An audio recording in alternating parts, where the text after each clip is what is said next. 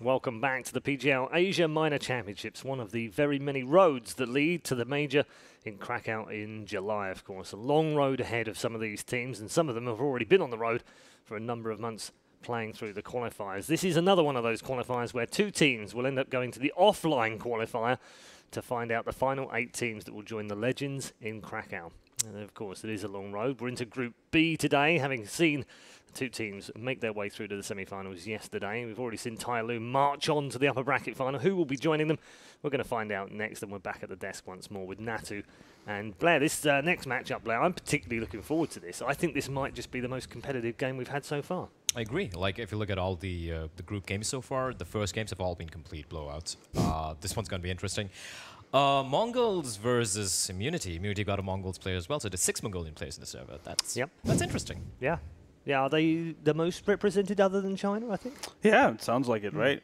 It's very possible. I think we do Australia. Thailand as well, though, because Yeah. they've got 2 teams, so they kind of they cheated. 2 teams from Thailand, 2 from Australia, 2 from China. Yeah. All right, maybe I'm talking complete nonsense in terms of math, but it is early in the morning after all. Way so too perhaps early. you'll forgive me. Let's start by talking about Immunity. Interesting that they've got this stand in. I know a lot of people, Blair mentioned earlier, it might not make that much of a difference with the way that they play. They've played, they know him, they know how he plays, that he knows how they play.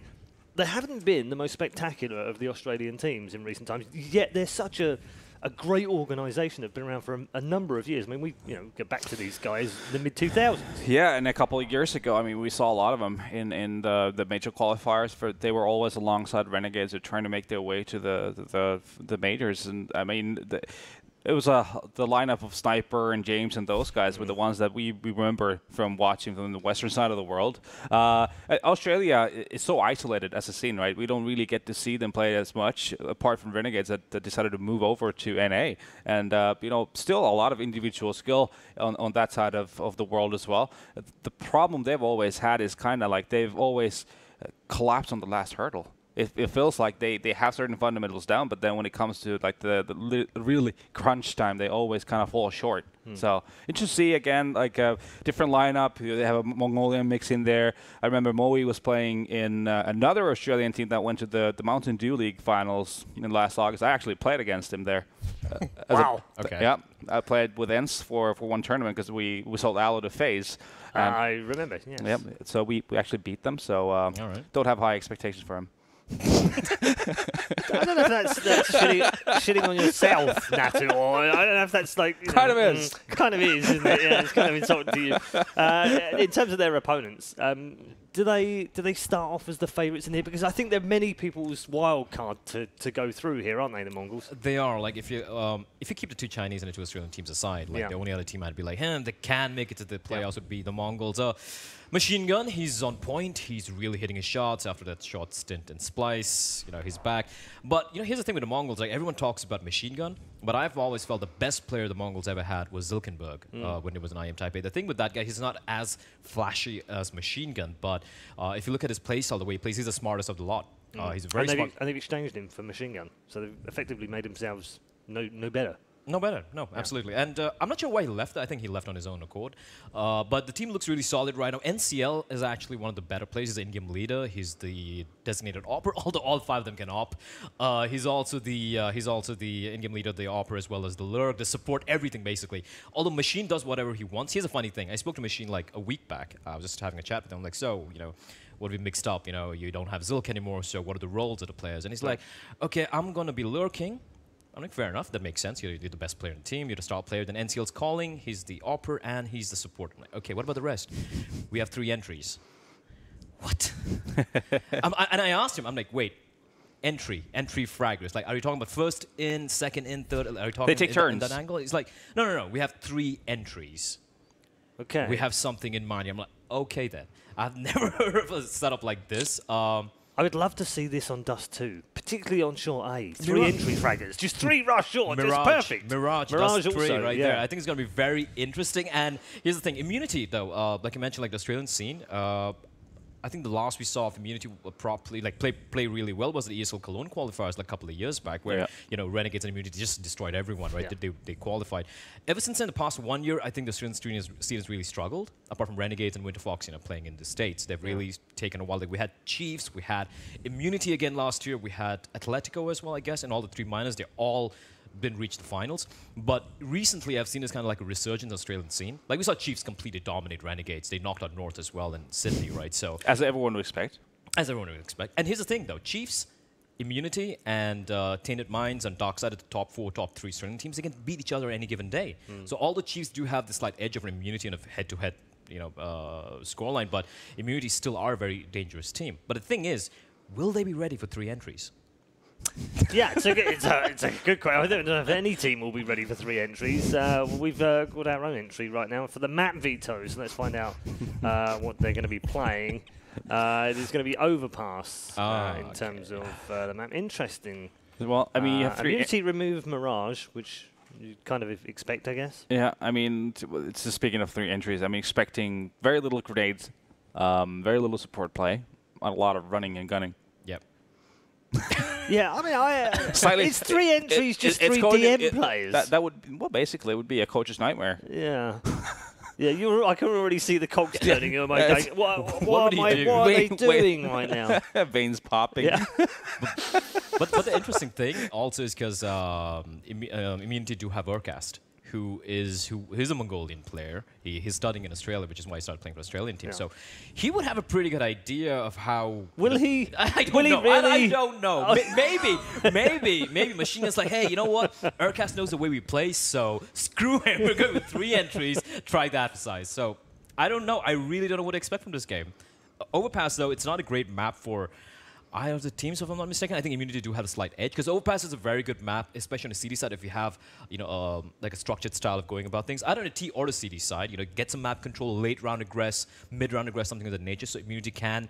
I think they have the better structure overall. So I think I'd give them the chance here. Stylistically speaking, the map is very tactical. It doesn't really suit for 3 entries, just running and gunning, in my opinion. If you're good at playing CT, taking off the map control from the Ts, you can kind of gradually start falling back to the bomb side, on A bomb side especially. For example, you're pushing towards a fountain. Once the T started progressing towards toilets, you kind of progressively fall back towards CT to the A bomb side. And then if you utilize your grenades correctly, then you can just waste a lot of time from your opponents. On the T side, you need to have your smoke placements, you need to have your timings right, you need to be able to really isolate CTs from one another to make it claustrophobic for them to be trying to defend the bomb site, either A or B. So, if your style is just to come and run and gun, then I feel like it might not be the perfect kind of a plan to go on Overpass. Yesterday we spoke a little bit about the whole movement of Australian teams. We know that they're geographically challenged, sitting out there in the Pacific Ocean on their own. And you kind of alluded to the fact that Renegades have had this opportunity. They've moved abroad. They've had a couple of years away. It's not worked for them.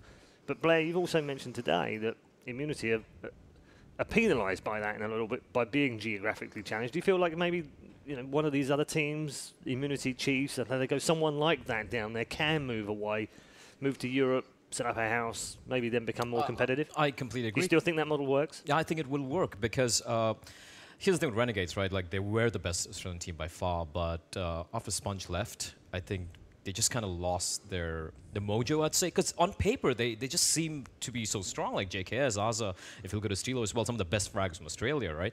But they seem to kind of lost their way. In the meantime, over the past 6 to 7 months, if you look at all the Australian teams, they've really improved a lot. I'm not just talking about aim-wise, because if you look at Tyloo and some of the Asian teams, you just look at their aim, you're like, okay, they're really good aimers. They got this really explosive style about them. That's why they're good. But if you look at Australian teams play, they actually have a method to the madness. They're very smart. Some of the plays they go are very tactical. But at the same time, because they don't play outside of Oceania, outside of that region of theirs, they are still very susceptible to mistakes. Small little mistakes which will, like the one we saw with Tyloo, like a couple of rounds where they just kind of went a little, loose. If they show that against even the Mongolz, I think it might just spiral out of control.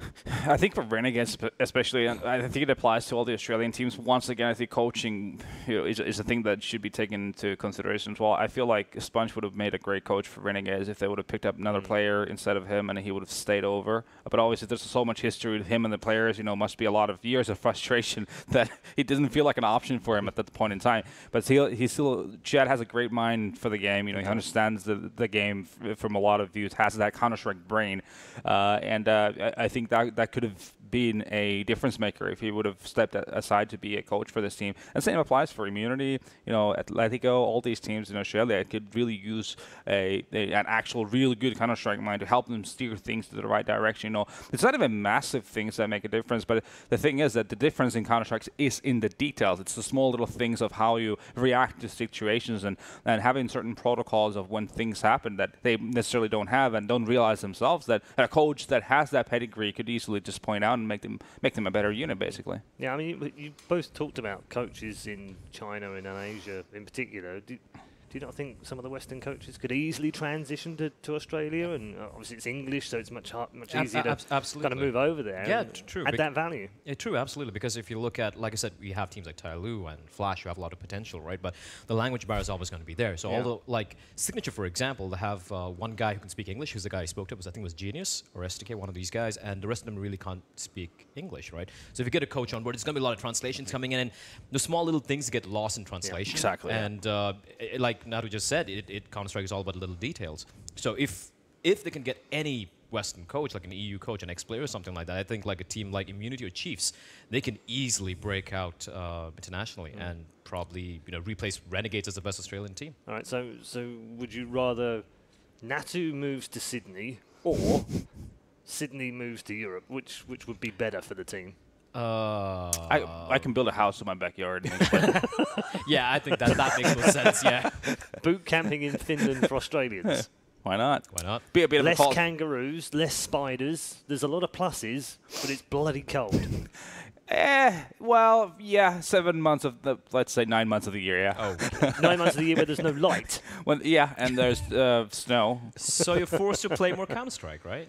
Good point. I like it. So we fixed all of Australia's problems in the space of 3 minutes. Play this segment back to Australian CS and they'll be like, that's genius. They just hire Natu, build a barn in the back of his garden and do boot camping all year. This strategy was already applied in the heydays of Four Kings where we flew out Mangia Capra to my place. To Mark in Finland. Yep. For him to understand what it means to be an actual professional and practice Counter-Strike. Turns out I'm playing DM till 5 in the morning while Mark is playing Dota with his buddies. So didn't work out that great. That doesn't sound like Mark at all.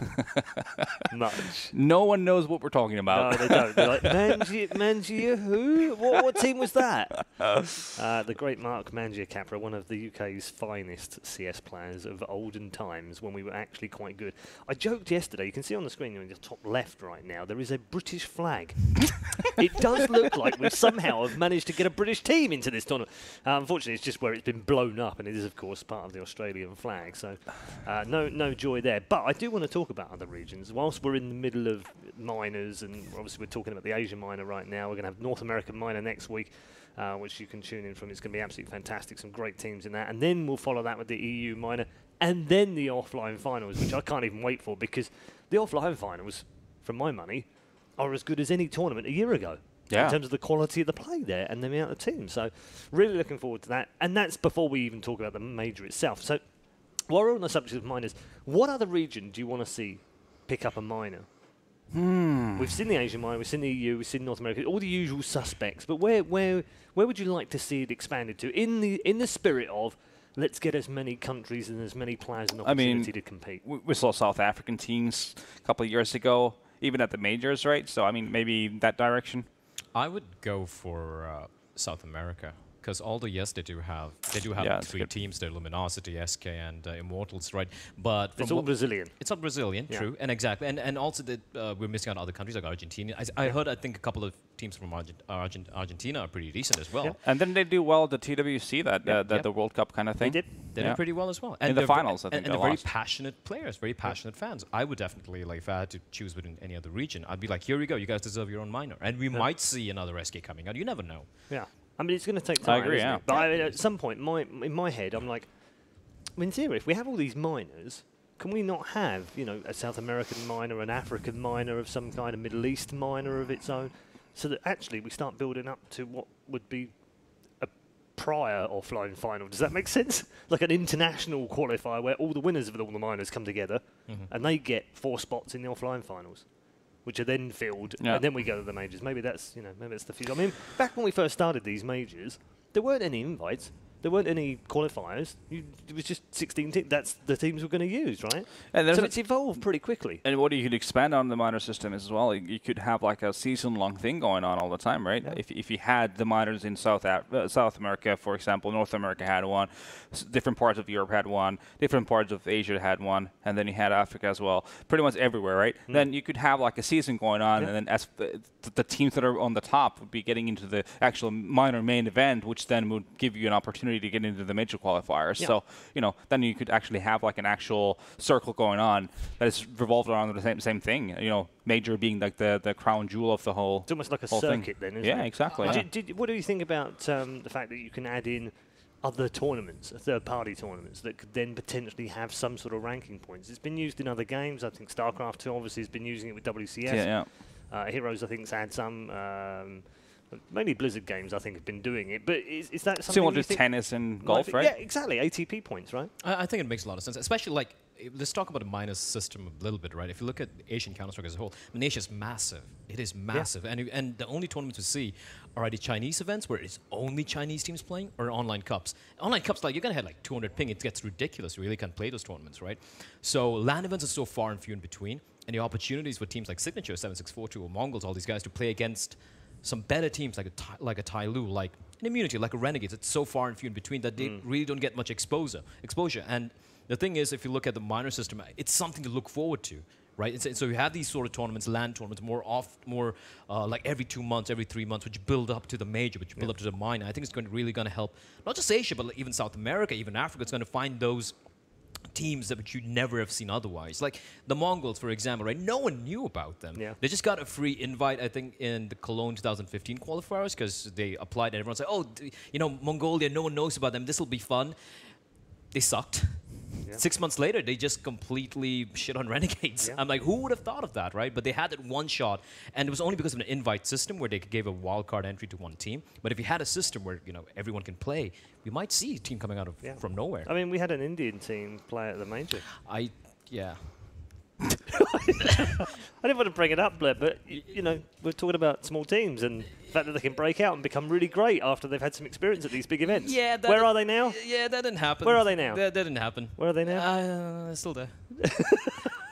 They're still playing. I mean, India is such an interesting country to me. It's over 1 billion people. It's got all this incredible stuff coming out about some very wealthy billionaires putting together esports tournaments and all the rest of it. Why are they not an esports powerhouse in Europe, in Asia yet, let alone in the world? I think it's the mentality, to be very honest, because I've played many of them. I've seen many of the games. And like if you look at most of the Asian teams, they even a team like Signature, even a team like 7642, right? No matter what happens, they at least have a mentality. They want to win. They want to go out there. So if I always had this fear, again, this is just me, you know, just thinking about it. Like even if there is going to be a big event in India, for example, like lots of money being poured in, I always fear these teams are just going to be happy playing only that event because they're like, hey, we're getting money out of this, and they're not really bothered about, you know, winning a minor or reaching a major because they, in their minds, are like, yeah, we're never going to reach there. We're never really going to. Maybe 1 or 2 teams might be thinking about it, but that's about it. Maybe Ronnie will change people's minds. Maybe he'll drill that competitive spirit into them. So I sense some skepticism from our expert. I've been in the Asian scene for a while, and at one point, like, you know, you become a pretty cynical person. Okay. I've just been disappointed too many times. I like that we've finally found our Asian Thorin. I wouldn't go as far. Yeah, not that. Are you banned from any countries? Travel implications for you? Well, I almost didn't make it to Romania, so that's there. True. I don't know why, though. I don't know why, right, though. Yeah, okay. Yeah, but that happened. You're on some sort of watch list, or? I don't know. This guy spoke really badly about Romanian esports 3 years ago. Don't come back ever. Yeah. Not welcome anymore. Okay, we're waiting for the players to get onto the server, so game will start relatively shortly, hopefully, he says, with fingers crossed and no fire alarms going off. Let's check in with our social media thread, get a social media question from you. Thank you very much for all the social media questions. Do keep them coming. Any chance of an Asian team will ever go beyond the land qualifier? Yeah. Yeah.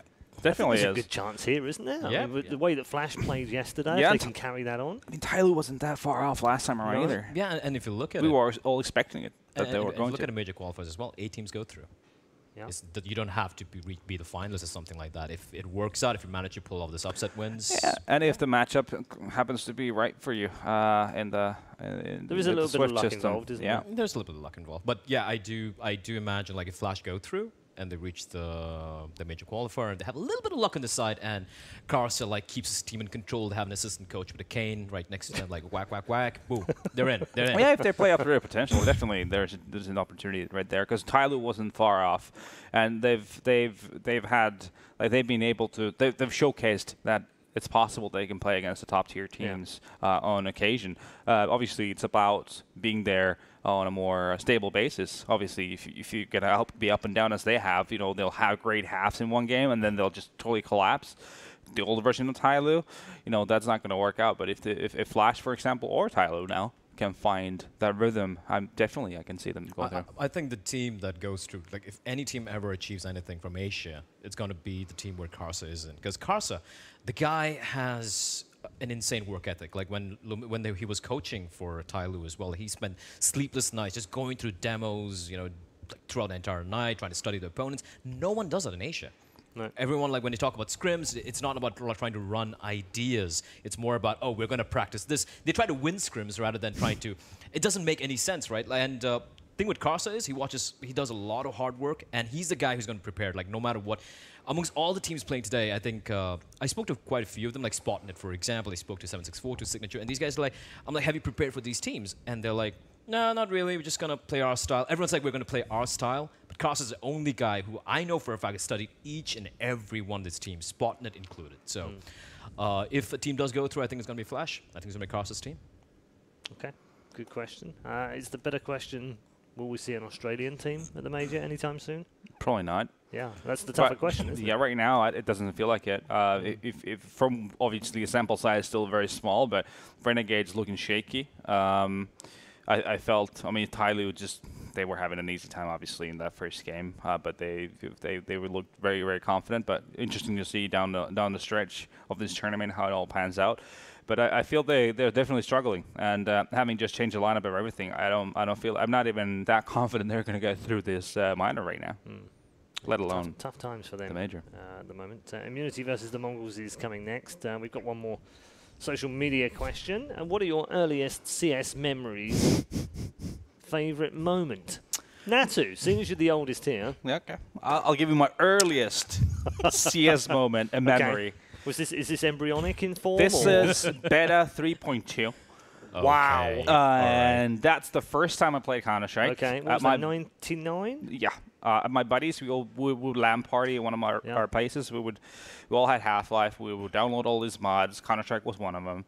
We tried it out, and we were playing on CS Ship was the map.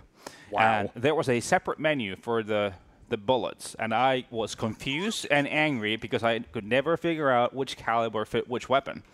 So that's why I didn't like Counter-Strike to begin with, because I would buy an M4 and then just buy the wrong bullets. This was in the day where it was more RPG than FPS. Apparently, yes. But yeah, that's my earliest CS memory. My favorite CS memory is probably, there's obviously, you know, winning is great. There's international tournaments that I won, but I think the most memorable like tournament moment would have to be from a WCG qualifier in 2009, where we were a team called Crack Clan, which is actually your friend Ben Woodward was a part of that. Yep. And we had a lineup that wasn't doing great. We were bombing out of tournaments, and we were borderline dead with the lineup already.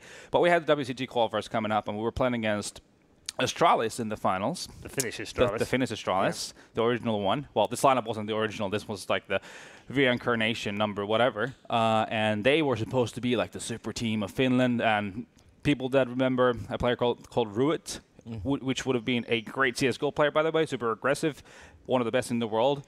of his at his prime, he said they would beat us 16-0, 16-0, or 16-3, 16-3, depending if we get pistols. We end up losing the first map, and then we win the second and the third map somehow. I don't know. We played the game of our lives with that lineup because we sucked. That lineup sucked. Ended up winning the WCG qualifier. I remember driving back home still with the medal on me. Be like, I don't remember driving home because I was just in like the adrenaline rush was State of delirium. Yeah, it was weird. It was weird. Ended up kicking 3 players out of that team and picking up 3 from Astralis actually, which then became Power Gaming, one of the best teams in Finland in history. Good times. Yeah. I like it. Okay. Blair? First time I played CS, I think it was 1.3. Jesus, the plebs. Such a noob. Yeah. Such a latecomer. Yeah, I'm pretty new to the game. I think 2 thereabouts. I think there was this in India, like you have all these gaming cafes and whatnot. Yeah. Just I walked in. I think I was playing Quake back then. Quake 3. Good man. Great game. And I saw, I'm like, oh, this is pretty interesting, kind of slow. Yeah. And then I just got wrecked for 2 years straight until I finally, like, okay, I think I'm decent at the game right now. Favorite moment would be, funnily, it's going to be in CSGO. It was the qualifier for that Indian slot they had for Cologne. Really? Okay. So I forgot which team it was who dropped out. Was it Epsilon? I forget though. But so India got a slot on its own, a direct slot, and there was a qualifiers. And my team was called Master Baiters. The master Baiters. No, I'm there. I'm with you. It was pretty funny. Now I was grabbing a beer. I'm like, I wonder what name would be good here for a team. And we somehow reached the top 4. Right. So we missed out by just losing like a couple of games in the playoffs. But we reached the top 4. I'm like, okay, that's not bad. We were on HLTV. I'm like, I'm on HLTV. I think I'm done here. I'm done with the game. Yeah, I've arrived. Yeah. I'm going to switch to casting now because I'm not going to win anything here. But yeah, that's my favorite moment. Nice. Yeah. I have a similar story from Unreal Tournament, but it's Unreal Tournament. But nevertheless, we called our team Cunning Stunts. After the Metallica live album. You need to reverse. That's a cunning name. You need to play around with the letters, and I can't. It's too rude on TV, so we can't say that. But you get the gist. I get it. Yeah, my first LAN was also '99. Was that the first year you went to a LAN? No. There was a lot of LANs that happened in my city actually that were organized by people that actually had an IT company later that I worked with as well. Right. I think the first LANs they had were like in '97, '98. Yeah. So those were the first times I went to a LAN. Interesting. I feel so young you were right ahead now. of me on the LAN front. Yeah. I think I was playing a little bit before you. '95 was the first year I played competitive. Yeah, Quake. I played Quake World as well in teams. One of the names of the teams I played for was the Followers of the Banana Meister, FOB. Brilliant. That almost rivals the Unreal Tournament clan I played for in '99 called Fruit. It's in the same category. They were just called Fruit, but it was like short for fruit. So we just called ourselves after fruit. So we played with a guy called Orange, Apple, Mango. I was Kiwi. Why not, right? we thought we were geniuses with names. Like, we've called ourselves Fruit because it's FRUT. Unreal Tournaments. They say, so good, so good. I'm hearing, apparently, that the game is not too far away from starting. Thankfully, because all this nonsense on the desk is no doubt driving you mad. So let's head over to our commentary desk for game number 2.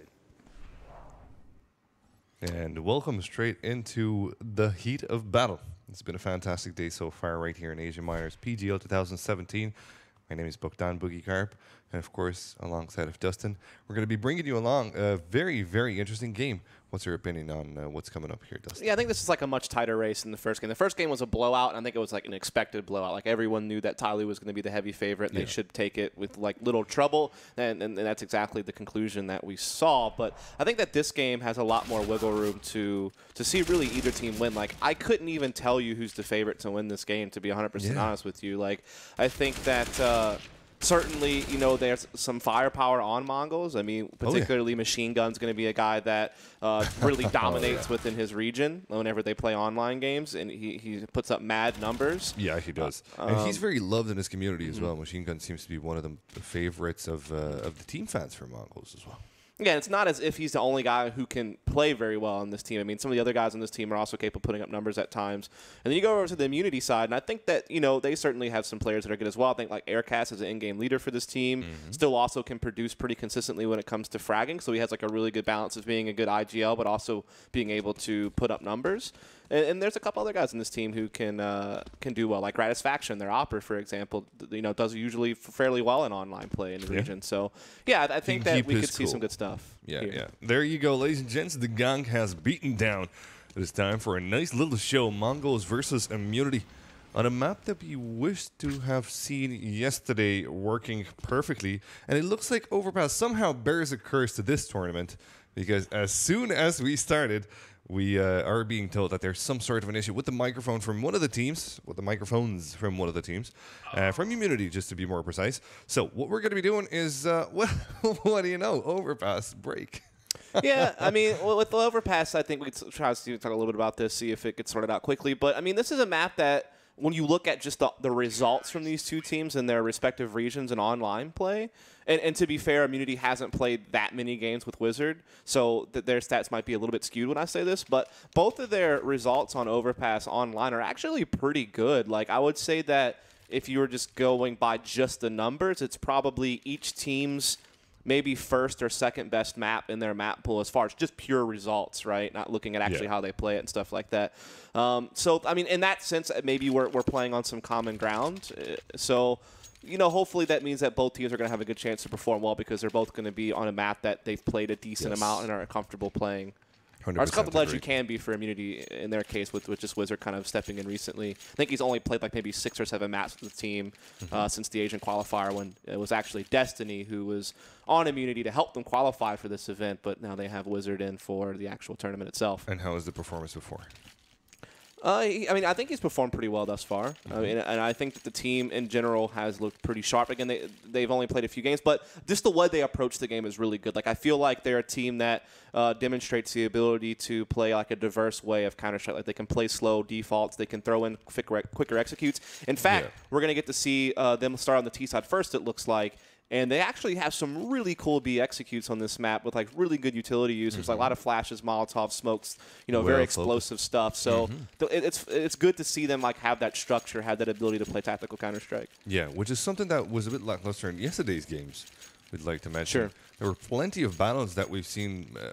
Look, default standards executes are nothing to be snickered at. They're nothing to be ashamed of. But we haven't even seen those in some of the matches yesterday. It just felt a bit more of a puggish kind of approach from some of the teams there. Today, however, we have an interesting group here. And of course, these are the two of the teams, rather, that should be getting further. What's your stance on the ones that will be making it past the day?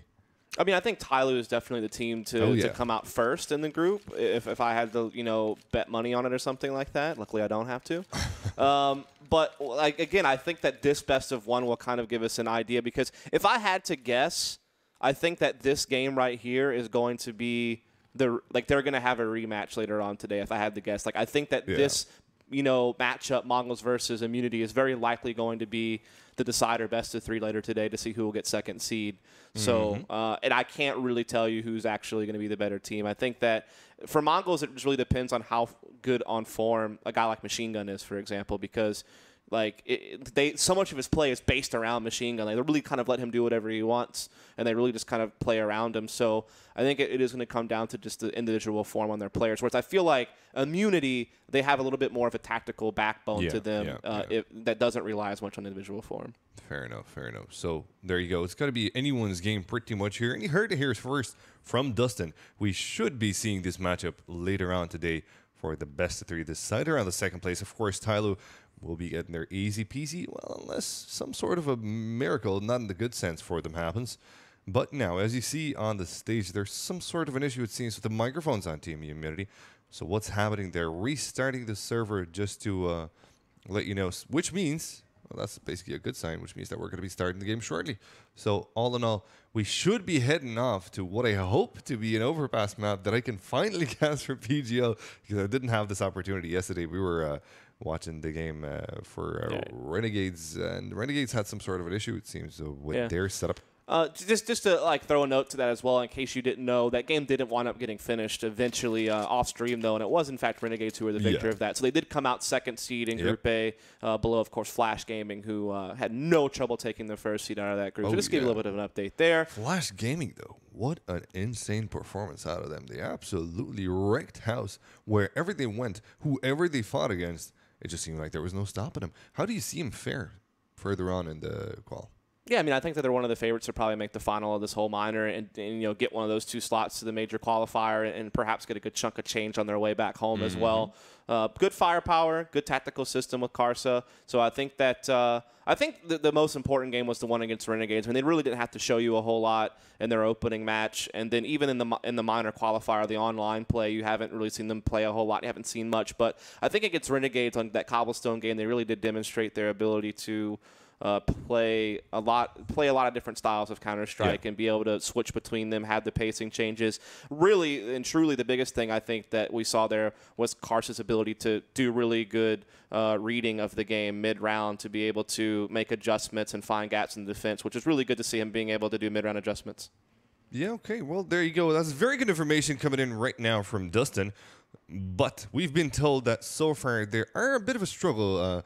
There is a bit of a struggle on the stage trying to diffuse the situation that they seem to be having this technical issue with the microphones on Team Immunity. So as they do that, we're going to be going on a quick break, but don't go anywhere. Just keep your stream open and, do what you have to do around the room. Perhaps, clean it up a bit. Papa can see it, and he doesn't like what he sees. No, I'm just kidding, boys. But yeah, we'll be seeing you here very, very shortly. So stick around. You're going to hear us speak pretty soon.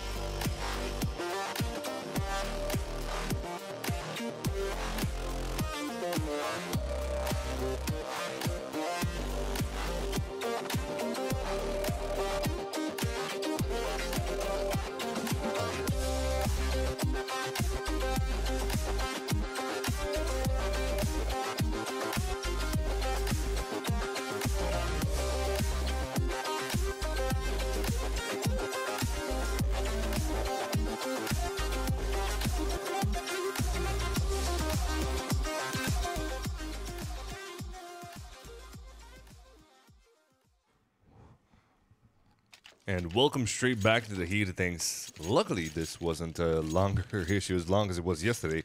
So, our apologies for that. Our Beijing counterparts there were trying their best to sort this one out as fast as possible. I know it can be a bit annoying. Trust me, we're in the same boat, buddies. Of course, talking about you, the viewers, as in the same boat as us, the casters. But then again, we're all here for the struggle. We're all here for the ride. Here we go. Immunity on the CT side are going to be facing Mongolz on the T. And the heat of battle is already starting now. It's going to be Grana's faction with the first frag there for his own team. He's dinked down not too much, though. Moe ate a bit of a damage there. You can see he's 15 HP on the A side. And, well, he might just get something heading up his way there. Nope, Archie Cabal and his teammate are going to be making their way towards the connector area there. And they're going to be taking down Wizard. This is a 4v4 situation. Good one favoring the T's now, especially as Cabal picks up another frag. And they are heading towards the B side. There's not a lot of coverage there. One more CT comes in. It's going to be burned out. The range backside there. Erica with some good shots from him. And that's a good way to start the round from Immunity. Good reply from them, but he's going to be taken down by NCL. And that's a good reply indeed. From the other side, there was going to be Burn and his teammate Moe on 15 HP trying to retake the bomb as it gets planted down. Machine and Moe trying their best at it. But it's going to be Burnout with the double headshot. Good start for Immunity as they pick up the first round. And also a good start for Mongolz. They do get a bomb plant and 3 frags out of this. Yeah, so definitely good that they got the bomb plant out of it. Nonetheless, it is a big play from Immunity. I mean, Aircast had a couple of really big USP frags, and then we do see Bernard OK here with the final 2 to finish the job. So some good fragging back and forth, but Immunity is going to be out on top. They will get the 1-0 lead. Mongolz likely going to take a light buy here because they got that first round bomb plant there. They have that ability to go for an AK buy in the next round, so you will see them, get some P250s, but they're not going to put any armor or any utility really behind this other than that one smoke from NCL, the in-game leader. And, just look to really play for that third round. So this should be a pretty easy 2-0 situation for Immunity given the decision Mongols have made on how they're spending their money this round. Well, it seems to be a cerebral kind of type of action. They are opting to go for the purchase in the next round. And now there you go. It's a good start for Immunity here as they do get a frag onto Adobo. It's got to be luckily on their favor. And look at this. Erica already with the backstab angle there. Making his way all the way through connector. And now he's going to be facing the T's and 3 of them over there on birthday. He's been spotted so far, but he does get a Kobe inside of things. That's a beautiful nade thrown in there, Erica. He's going to be hunting for more frags, and I'm not too sure what Soga wasn't watching that angle there, but Cabal does find the reply finally. However, it is a 2v4 situation. The bomb is in Cabal's hands. He does have a smoke and a deagle to work with here, but only 17 HP, and his teammate is going to be dying over there on the B side, as Burner Yoke will be ending him. Now Cabal, last one staying alive on the first party. There's not going to be alive for too long, it seems, as Wizards get the frag with the UMP. Money rolling in for Immunity. Happy days in the hood of CT. Yeah, again, there wasn't really a whole lot to talk about that round. It was all about this round, right? You get in that first round bomb plant, saving up cash, and then making sure they could get a nice full AK buy in this round. You do see that happening. AKs all across the board. Cabal is going to have a pretty good amount of utility as well. And there's a few flashes there, kind of spread about, as well as that one smoke on NCL. And again, typically Mongolz are a team that, can play pretty default. They like to do faster pace executes. They like to do a lot of run and gun. And again, it really does revolve around machine gun. He can take up a lot of different roles. Yeah. There's even times where he's like the guy toting around the AWP and like looking for picks, but he's also a guy who can rifle all across the map. So it really does feel like they put a lot of support structure behind him and try to make plays off of that. But we'll just have to see, what else they might have been working on to prepare for this event, or if they want to try something a little bit different. Because I heard that from talking to Bled that they were actually trying to get NCL to op a little bit more and free up Machine Gun to do a lot more pure rifling, whereas a lot of their recent online play leading up to this event, you saw Machine Gun opping quite a lot. Actually, which is weird because, when he was on, Mongolz in the past, it was always like Zulkenberg who was toting the AWP around. Obviously, he comes in for Zulkenberg in this recent roster move, and Mongolz have been through a lot of roster moves over the last year or so. Did you say Zuckerberg? Zulkenberg. Yeah. Last time, kind of assuming, like you said, Zuckerberg. Did he get the Zuck? No, not Zuckerberg. Not he didn't leave to go make Facebook or something like that. No, this is a different situation all entirely. But fair enough. Well, there you go. You can see it on the lower third there. Microphone issues on the side of Immunity seem to be plaguing this matchup here. Something about Australian teams and overpass. Something about Australian teams and overpass. It's just not really. Yeah, well, it was something about us casting the other as well. Apparently, is voted in. I mean, we did get look, through 2 maps yesterday just fine. So exactly. we were 2 for 3 yesterday, but now we're 2 for 4. So it's starting to go down that path of like the percentage of us getting through games is. Yeah. Well, look, the good thing is that we're getting all the issues out at the the first 2 days hopefully. At the beginning, and then it's all going to be smooth sailing. This is just me being hopeful. That's the optimistic view to view it. Yes, I am a desperate hopeful man, if I can say that. I'm always looking at the bright side of things. But yeah, ladies and gents, once again, apologies for this delay. Our counterparts are looking to fix this issue as fast as possible. And, you know what that means? That means it's time for some sweet, sweet tunes. Don't go anywhere. We'll be right back.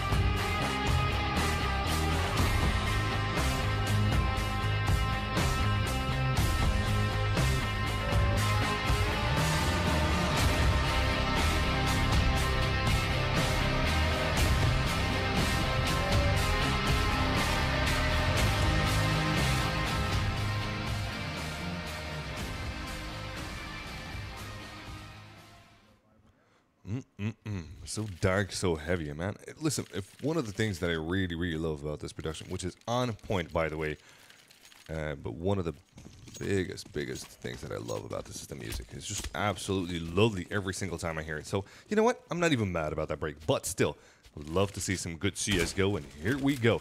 2-0 third round coming up here, and it's going to be Mongolz as Dustin, let you know, with a good purchase there. A bit lackluster in terms of utility. None of the members from Mongolz here went for perhaps a UMP or a scout with utility. Do you think this will not be their best purchase? Yeah, I mean, this is going to be all about just whether or not they can win duels and just trying to get the AKs out there and take good fights. And Sogu actually is able to take down Aircast over there at long A, so that is certainly a good way to kick things off. There was definitely a heavy lean by Immunity on A. Aircast is kind of your indicator. He's the rotator, so he's either going to stack B or A. This time they went for a heavy A presence, but Mongols are just tearing it apart right now. Cabal and Sogu with a couple of big entries here over towards the Parks area.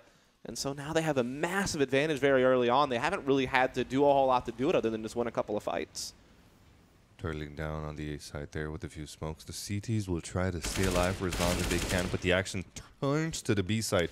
All of a sudden, it's getting wide open there. It's got to be one more CT trying to defend this one.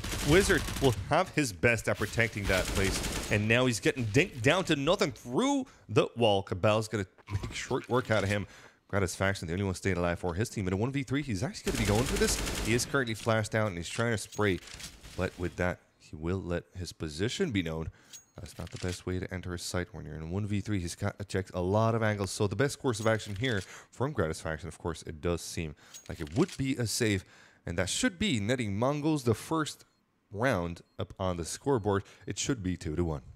Yeah, again, it just really came down to those first two duels that we saw take place over on the A side of the map. Just Mongols, you know, this is a round they didn't have that much into it, didn't have a whole lot of utility, so it really did just rely on winning fights, and they won those fights, and so that's what really matters in the end sometimes. It does just come down to kills at the end of the day. And so it is going to be the first round on the board for Mongols. Immunity now will have to just try to salvage things here. Of course, their money is going to be limited as well. They'll get what they can. Still a decent buy, but obviously if they lose this, they'd be back on the saving. They will get an op into the hands of Gratisfaction this time around as well. Yeah. So we'll see if he can try to put that to use. Meanwhile, Mongols have a lot more to work with now. Yes, indeed. Both of the teams actually have a stronger purchase here. You've seen 2 UMPs in the round before there, if I'm not mistaken, on Immunity's side. Now, this time they're going all rifles and op as well. Gratisfaction will be yielding that indeed, as Dustin has just let you know. And the utility on Mongol's side should net them an easier approach wherever they go. But this aggressive action coming in from Gratis will net him 1 frag. Now he will try to make his way out of there. He's got a teammate to work with.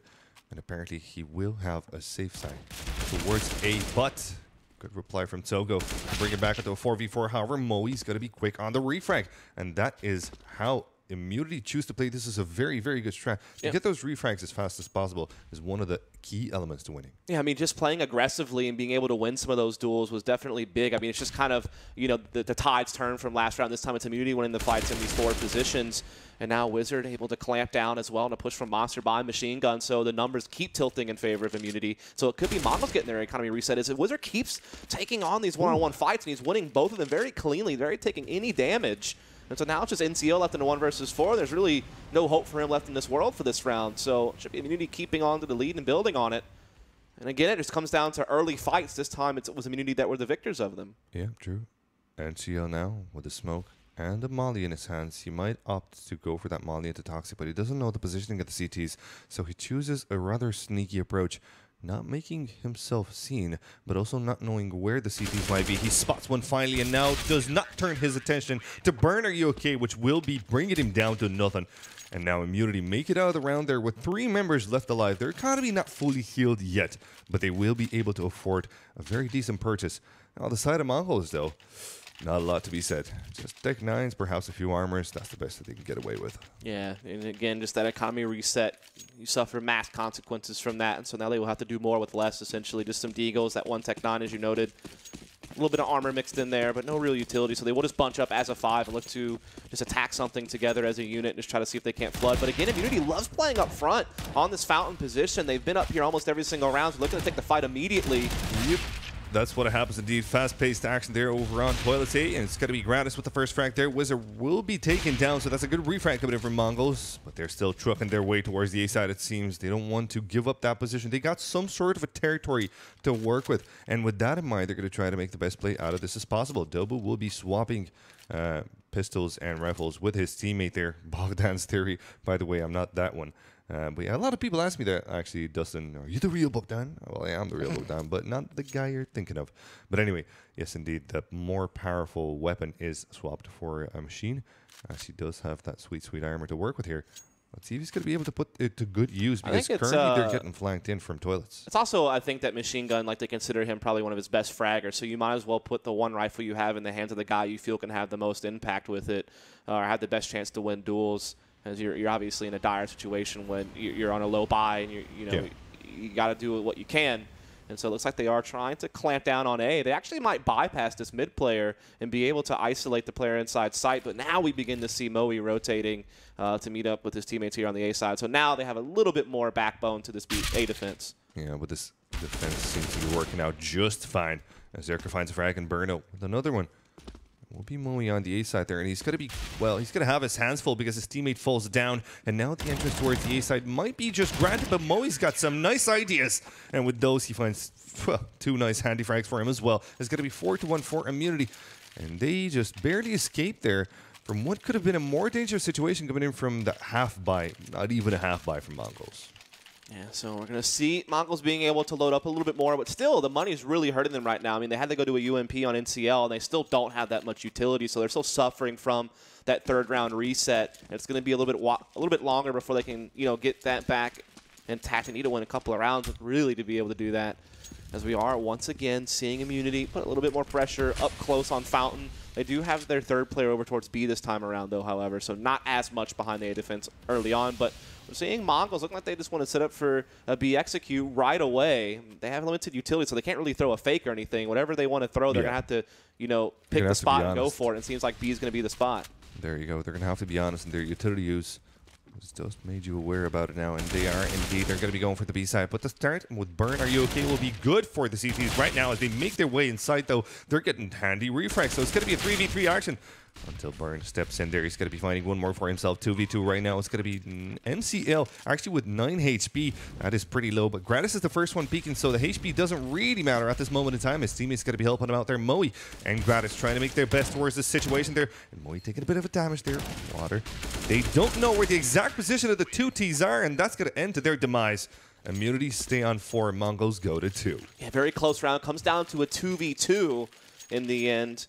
Mongolz, though, able to hold off that retake, so a pretty tight race, but Mongolz finish it first, and so they will get a second round on the board, and this will allow them to get a little bit of a better buy going on as well, and they actually have immunity on the back foot to, we're winning the bulk of the rounds, but some of those rounds were quite close. A lot of rebuying was taking place, so their funds have been drained, and so they will just be on upgraded pistols in their own right. This is going to be where Mongolz really gets a chance to kind of catch up, get their own bank intact. And we do see them opening up fairly default. Meanwhile, a lot of aggression from Immunity over towards Connector, stacking 3 players in this area. And here comes the nice frags from Mongolz indeed. Will be a cleanup, absolute wreck house here. Of course, this was an easy round by all means and purposes. It should have been this way for Mongolz. They only lose 1 member, and there's only 1 member left for Immunity. That's going to be Burn. Are you okay? Well, he's got a Deagle and a Dream right now, trying to peek out from various angles. He does not know where the T's are going to be attacking from. And I like the way Mongolz are taking this one nice and handy. They're not rushing into anything. They expect Burn to come towards them, and that's the way the round ends. It's going to be 4-3 now. Just 1 round of a difference between Immunity and Mongolz. Yeah, Sogu just cleaning up, putting into the blender of Connector right there. But now we see Immunity back onto a buy. Grass Faction will have the AWP again. A couple of FAMASs coming in for Aircast and Wizard. You don't see the FAMAS that often.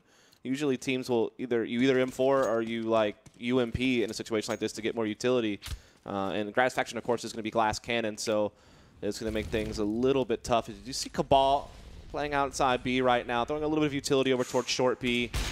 But again, all the action over here on the A side. Grass Faction does get that opening pick. A very nice shot on the NCL. And now he's going to be making his way towards the A side back. No chance for a refrag yet for Mongolz. Machine will be holding on to that angle there. He's daring indeed in his pursuit, but there's no one to be found. Already Graz is back on the A side, and he does have 47 HP due to I think it was a nade at the very early start of this round, but still. Look at him. He's still being aggressive with Half-Life, and he's not backing away there, trying to peek and see if he can find some more action. Now he's finally returning to the A side. And yeah, the round slows down a bit there. There's a bit of a time here for play for Mongolz. They still have 1 minute left. Yeah, see what they want to do here. They still have that player outside B that is going to be Dobu, which is kind of interesting because Cabal used to be their B lurker, but now you see Cabal being a little bit more active over on the A side of the net. So it seems like they've been making some adjustments, some changes, so to speak, to how they want to set up their roles. As we do see Dobu actually, crawling up in the corner and making sure that, if someone pushes Monster, you can get the jump on them. Meanwhile, they are gathering up with the bomb in that area, and they're going to have to make a decision soon. They're only down to 35 seconds. They are starting to get a little bit of presence on short B, so it seems like a split is going to be headed in this direction. A lot of action is about to go down on this side. Erica does not know it for sure, but he suspects something, and now he falls down. Great start from Sogo as he opens up that site, but there's still 2 more CTs to watch out for. Wizard from the back angle there, and Burn is going to be in water. It's going to be quite a dangerous approach if the T's choose to go in there, but then now rotating on the A side. It's going to be Sogo left alone to defend that, but the bomb is actually going to be planted already. It's a 3v4 situation. 3v3 as I see that. Moe with a good opener there. He's going to be allowing his team to move a bit further. No utility from the CT side, so they're going to have to go in nice and dry. Try their best to find the spot of the T's before they get spotted first. Good rotate coming in from the T's right now, and good frags coming in as well. 2v3 right now, Dobu on 4 HP, and it's going to be Wizard and Gratis. The only one's remaining alive with an op there. Good shot from Gratis, but now he's the only one left alive at a 1v2 duel. He needs to make something happen, and look at this. He doesn't have a defuse, and he doesn't even have armor. So, of course, once again, the best course of action for Gratis will be to make his way out. Saving this op at this moment in time might just prove very, very worthy for the next round coming up. Yeah, definitely can be useful with the money being tight. Came down to a situation where, like you said, not very much health, no armor, no kit, also no smoke, and with the way that bomb is planted, going to be difficult to ever be able to get onto it without someone spotting you from toilets or something like that and getting you off of it. Look at that beautiful flank. Yeah, it was a good shot, but the way this really played out was that Mongolz always maintained control of connector, and so it always gives you like an added option to kind of bail out of whatever you're doing. So you saw them gathered up at B, and they put a lot of utility on the side, but it was a fake. They still had connector control, so you can quickly transition if you have short B and connector right into an A hit, pretty quickly, and that's exactly what they did, and they did catch people off guard. Grass Faction, whoa, dude, I know you want to try to throw people off and, push a fire, but he almost died to the fire, and then he still wound up not getting anything. So that Campbell did not work out. That was not a good call. Not really, no. It's just he got cooked. Yeah, he got cooked. That's just fearless. The way he pushes in through a molly, with absolutely nothing to back him up. No armor even. No contestant. Yeah. If you would have been hit with a fart from the enemy team, he would have died. It's one of those literally fearless player. This Gratis Fire. I love watching him play. It's a really enjoyable CS:GO. It's one of those things where you could tell what he was going for. Like, maybe I can catch a good timing, not take too much damage, and catch them really off guard because they'll suspect that because that Molotov's there, there's no possible way I can be here. And so you're trying to throw a wrench in things, throw your curveball to your opponent. In a round where that was really the only gun they had, they were trying their best to dice roll. But he got in that fire for way too long on short, took way too much damage from it, and so that left him with really no ability to actually try to make the play he was going for. But they're back onto a full buy this round. No AWP, but still full rifles and a good amount of utility. And again, they want to keep this forward presence on A. They've done this pretty much every round. Yeah, indeed. A bit of an aggression there early on in the game, but it's not going to be working out to their advantage. Instead, it's going to be Moe finally falls down there at the hands of Togo. It's a good start right now for Mongolz, and they're going to be looking forward to getting more land out of this one. And Soga, really good openers. 2 frags for him this round, and he's already making his way from toilets. And it's going to be quite an open way. There's 1 CT on that side currently, with one of them rotating around to help him out, which means that the B side will only have 1 member left. And the bomb is actually going to might just make his way towards the A side, considering that the T's are also making a little bit of a progress over there on long. This might not be the easiest round for Immunity. Yeah, again, Sogu just catching a great timing. He was catching Immunity members trying to drop back into the A site from their aggressive positions and just really caught them in awkward space, even gets one of them in the back. So, again, kind of like the pistol round, it comes down to just winning a couple of really early duels that sets the pace for the whole round, and now Mongolz are just snowballing it. But Wizard and Burn, are you okay? They're hanging around, and actually they have it back into a 2-on-2. Great plays from them. And that's going to net them a very, very good chance of winning this. However, Cabal is coming in with a bit of a backstab, and this just might be what turns the round once more for the T's. Slowly making his way towards the A side. His teammate is left somewhere in the toilet area. He's not going to be making any moves soon, but he might just make a bit of noise to gather a bit of attention from the CTs. Yes, indeed, Machine Gun peeks out. Cannot spot anyone as Cabal approaches this site. Now he's been spotted first, so that backstep angle is not going to be working fine. The CTs will readjust their position, but it doesn't matter much. Machine Gun's got the frags, but Wizard does as well. 1v1 situation, Machine versus Wizard. Machine, an absolute monster when it comes to rifle power, but this time it's going to be Wizard coming out on top, and a good round from Immunity. Just barely making it out alive, but they do it nonetheless. I mean, the backstab does come into effect there, but it just didn't have enough impact. Like, Wizard was still able to hold control of long A, get the refrag pretty much right away on the bank area. And then at that point, there just wasn't a whole lot of time left on the clock. Like, Machine Gun was forced just to try to go for the peak and make a play. There wasn't enough time for him to collect the bomb and plant it. He had to just go for the duel, and Wizard won it. So a couple of big kills from Wizard. Ties the game right back up. So we definitely have a tight race on our hands at this point, as we do, again, see Mongolz opening up fairly slow in default right now. They did push Dobu into short B pretty early. Yeah. So that's a little bit different, but he's just going to immediately take a fight and lose it to Aircast here over inside the B bomb side. So a quick 5-on-4. Yeah. He peeked a bit wide, and that was to his decimation. With that in mind, look, this Immunity now have full stack. Gratis does not have an out, but he does have a scout to work with at least, and now he's going to have to actually go back towards the A side as he was smoked early off of the round. Still a decent chance for Mongolz here should they really work together on this. They still have 3 smokes and 3 mollies and 2 flashes, so something could be done here, but it should be an honest push on either of the sides. And look at this, 1 minute left, and the bomb is still in T-spawn. It's going to be up to Machine Gun to pick that one up as he makes that bit of an aggression to distract the CTs. Yeah, I mean, you saw Dobu trying to go for an individual play. It didn't work. Now they're giving Machine Gun time to see what he can do. He's trying to take some challenges over on the B side. Again, he's the guy that moves around the most on the map. You'll see him playing almost every spot at some point on T side, it feels like, just trying to, you know, be diverse and try to make plays all across overpass here. As we do see Mongolz, like you said, man, disadvantage, trying to see if they can't reel it back in, but Moe, that flash did not work out at all for Cabal. I think he got blinded by it. Moe, meantime, unaffected. Easy kill. Look at this. Oh, great reply, though, from NCO. That's going to be working out just fine for Mongolz. That's until Moe steps in with a double frag from the UMB. He's doing really good work for his team right now, putting it at a slight advantage there. 3v2 situation now. In the meantime, Toga does find a frag for himself. But he's down to 11 HP, no real estate to be gathered, and the bomb is now under control of the CTs. Not an easy round per se with 2 seconds left for Mongolz, and it will be 6-5 for Immunity. Very close match, and I see what Blett was talking about. None of these 2 teams seem to be kind of stepping away from one another. And again, we were talking about it before the game that this was like one of the hardest matches to call because we felt like these teams were fairly even as far as what they can bring to the table. And so far, this map has really 100%. played out that way. It has been a pretty back-and-forth affair thus far. We do see Immunity stringing together a couple of rounds in a row here lately, and that gives them the lead back. But Mongolz are still right on their heels. They do have a full buy at their disposal. Again, very similar opening to the previous round. Kind of doing a bit of a default. A little bit more focused towards the B side of the map, though. As, again, Dobu does maybe look to try to get some of that short control again. I think there's a smoke down there kind of deterring him from wanting to make a play at the moment. And no change of pace just yet. Mongol is still holding on to their slow type of play. And I feel like this would be a good time where Immunity would be caught slightly off guard if Mongols would have changed the play, or maybe it would have been too predictable. And Mongols are setting that up for a perhaps further round. I think it's also the case that Immunity has just been playing so aggressive on the A side of the map most rounds. I think that's caused Mongols to take a little bit of a slower approach. Yeah, they're shirtling up a little bit. You're right, trying buddy. to see if maybe they're going to go for the peak. Maybe they can get a free kill, and then they can start taking map control. But Immunity's been faded back a little bit. So now Mongols realizing that they're not up front. They'll now begin to start working into trying to get some map control. Looks like B is like a pretty big option with Cabal having connector control. Well, but that's kind of been shut down now by Aircast, so now it's like they're transitioning over to the mid.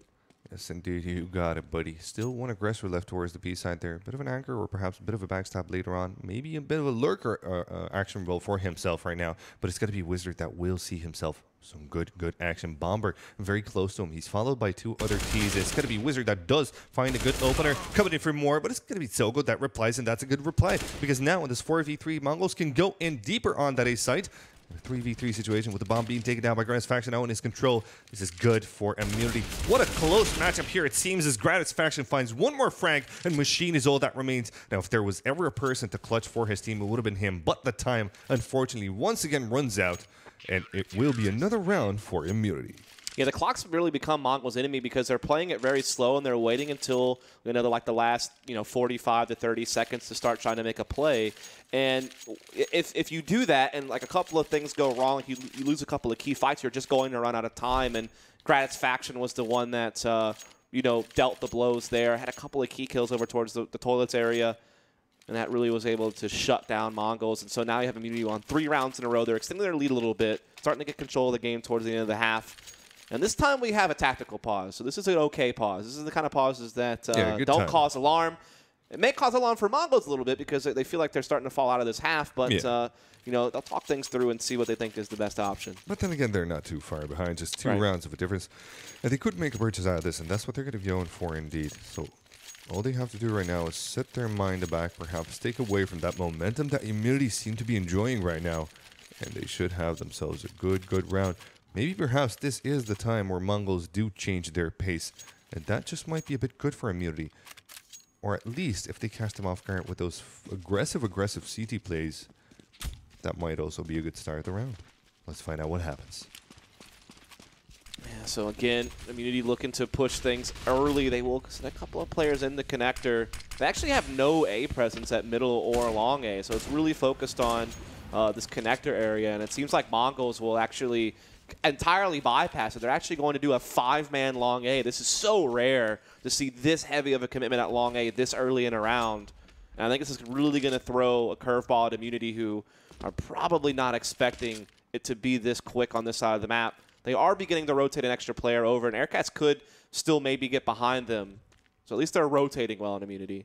Yes, indeed. A lot of fast-paced action will be happening from the long position. Choosing to play from one angle might just be detrimental for Mongolz, but they got a good smoke to work with here. But they're also falling down. Gratis through the smoke, nets himself one in the meantime. Burn, are you okay? Will net it another one there, double for him. And he's going to be going in forward a little bit there. As he watches one of the T's burn, he will be bringing him down instead.